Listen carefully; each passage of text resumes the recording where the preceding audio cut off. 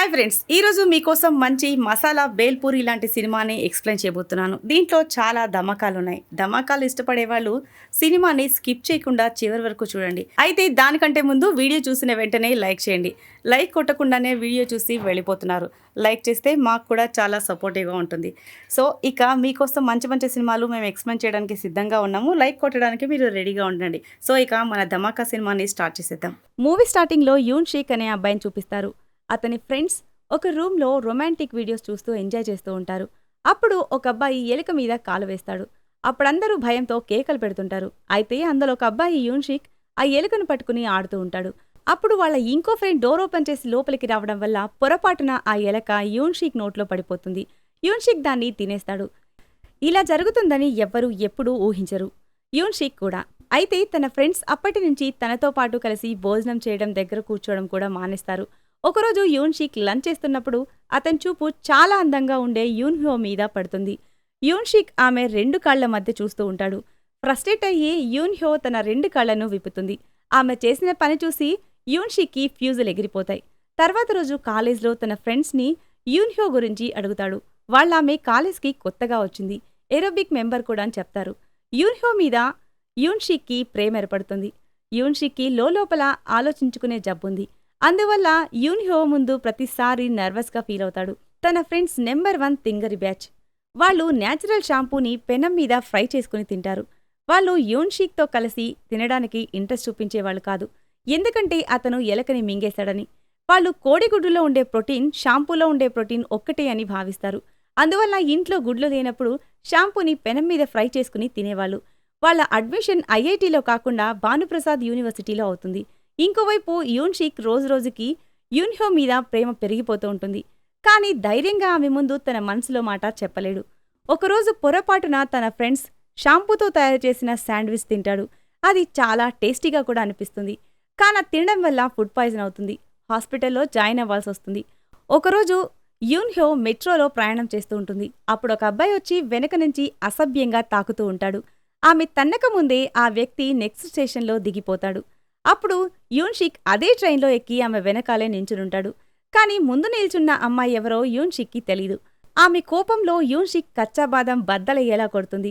ఆ ఇన్సిడెంట్ వల్ల యూన్షిక్ కచ్చాబాదం పూర్తిగా దెబ్బతినుంటుంది. ఎక్స్రే తీయడంతో ఆ విషయం బయటపడుతుంది. అయితే తర్వాత యూన్హోకి ట్రైన్లో తన పట్ల తప్పుగా ప్రవర్తించింది వేరే వ్యక్తి అని తెలుస్తుంది. ఆమె చేసిన తప్పుకి పశ్చాత్తాపడి యూన్షిక్ని కలిసి క్షమాపణ అడుగుతుంది.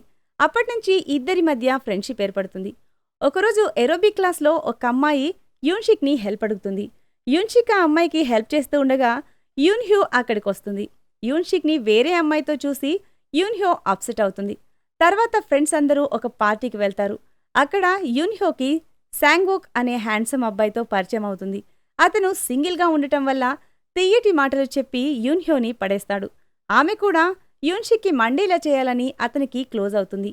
ఆమెకి అతను ప్లే బాయ్ అని తెలిసినా తనని తాను కంట్రోల్ చేసుకోలేదు.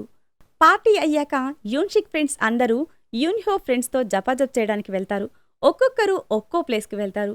అయితే ముగ్గురు కూడా కంప్లీట్గా జపాజప్ చేయలేకపోతారు. తర్వాత రోజు యూన్హో ఏరోబిక్ చేస్తూ ఉంటుంది. అప్పుడు ఒక అమ్మాయి వచ్చి యూన్హోని లాగి కొడుతుంది. ఎందుకంటే ఆ అమ్మాయి శాంగోక్ ఎక్స్ గర్ల్ ఫ్రెండ్. తన బాయ్ ఫ్రెండ్తో క్లోజ్గా ఉందని తెలిసి ఆమెను కొడుతుంది. యూన్హో కూడా తక్కువేం కాదు, ఆమె కూడా ఆ అమ్మాయిని లాగ్ కొడుతుంది. అదే సమయంలో అక్కడ మన హీరో యూన్షిక్ కూడా ఉంటాడు. ఈ వింత సంఘటన చూసి షాక్ అవుతాడు. ఆమె చెంపదెబ్బ తిన్న తర్వాత అక్కడి నుంచి వెళ్తూ ఉండగా శాంగ్వోక్ ఆమెకి ఎదురుపడతాడు. అతన్ని బాగా తిట్టి ఆమె ఏడుస్తూ అక్కడి నుంచి వెళ్ళిపోతుంది. శాంగ్వోక్ లోపలికి వెళ్లగానే యూన్హోని కౌగిలించుకుంటాడు, ఎందుకంటే ఆమె తన ఎక్స్ గర్ల్ ఫ్రెండ్ గురించి అడుగుతుందని.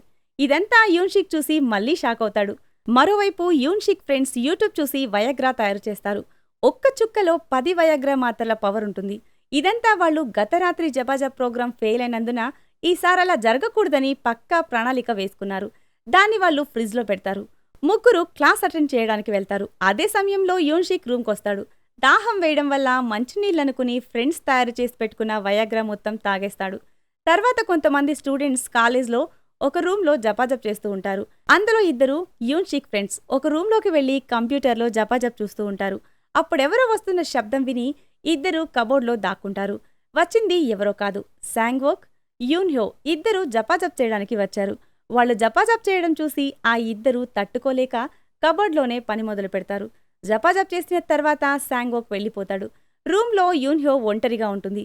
కొంచెం సేపు తర్వాత మంచినీళ్ళ కోసం బయటికి వెళ్తుంది. అవకాశం చూసి కబోర్డ్ లోపల ఉన్న ఇద్దరు బయటికొస్తారు. కిటికీలోంచి బయటికి వెళ్లి గోడ దగ్గర నిలబడతారు. యూన్హో తిరిగి గదిలోకి వెళ్లేటప్పుడు డోర్ లోపల నుంచి లాక్ అయి ఉంటుంది. అప్పుడు ఆమె తన పరువు కాపాడుకోవటం కోసం వేరే వాళ్ల రూంలోకి వెళ్లిపోతుంది. ఆ రూమ్ మరెవరిదో కాదు, యూన్షిక్ది. ఆమె తన బట్టలు తీసుకురమ్మని యూన్షిక్ ని హెల్ప్ అడుగుతుంది. యూన్షిక్ బట్టల కోసం లోపలికి వెళ్లడానికి కుదరదు. ఎందుకంటే డోర్ లోపల నుంచి లాక్ చేసింది కాబట్టి. గోడ సహాయంతో పక్కన రూంలోకి వెళ్తూ ఉండగా అక్కడ తన ఫ్రెండ్స్ కనిపిస్తారు. ముగ్గురు పిచ్చి వేషాలు వేస్తూ కింద పడిపోతారు. ముగ్గురి కచ్చాబాదం బాగా డ్యామేజ్ అవుతుంది. యూన్షిక్ ఆమెని ఇంప్రెస్ చేయడానికి తన లైఫ్ ని రిస్క్ లో పెట్టుకున్నాడు. కానీ యూన్హో శాంగ్వోక్ తో సమయం గడుపుతూ బిజీగా ఉంటుంది. కొన్ని రోజుల తర్వాత యూన్హో బర్త్డే ఉంటుంది. ఆ రోజు తను ప్రెగ్నెంట్ అయిందని తెలుస్తుంది. ఈ విషయం ఆమె శాంగ్వోక్ తో చెప్తుంది. శాంగ్వోక్ చాలా అమానుషంగా ఆ బిడ్డ నాదే అని నువ్వంత ఖచ్చితంగా ఎలా చెప్తున్నావంటాడు. అతని మాటలు విన్న తర్వాత యూన్హో మనసు విరిగిపోతుంది. ఆమె కలలో కూడా ఊహించలేదు శాంగ్వోక్ నోటి నుంచి ఇలాంటి మాటలు వింటుందని. మరోవైపు యూన్షిక్ దగ్గర డబ్బులు కూడా ఉండవు. అందువల్ల తన ఫ్రెండ్స్ దగ్గర డబ్బులు అప్పుగా తీసుకుని యూన్హో కోసం గిఫ్ట్ కొనడానికి వెళ్తాడు. ఇంకోవైపు యూన్హో ఒంటరిగా అబార్షన్ చేయించుకోవడం కోసం వెళ్తుంది. అయితే డాక్టర్ నీతో పాటు నీ బంధువుల్ని ఎవరైనా తీసుకురమ్మని చెప్తాడు.